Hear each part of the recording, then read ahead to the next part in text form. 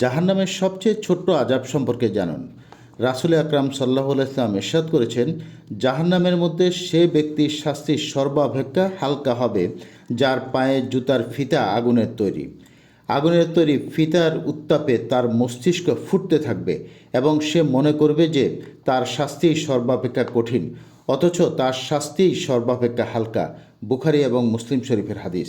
আমার প্রিয় ভাই ও বোনেরা, আমরা জাহান্নামের কথা একেবারেই ভুলে গেছি আমাদের উদ্দেশ্য, আমাদের গন্তব্য।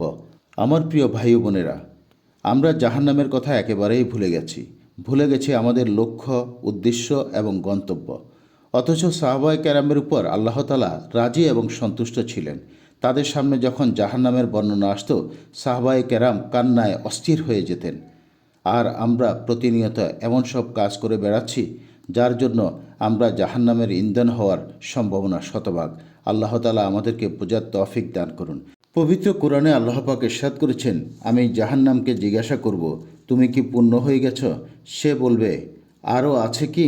সেদিন জাহান্নামে অপরাধীদের অনবরত ফেলা হবে এবং জাহান্নাম বলতে থাকবে, আরও আছে কি? সমস্ত অপরাধীদের জাহান্নামের ভিতর ফেলা হবে, তবুও জাহান্নামের পেট ভরবে না।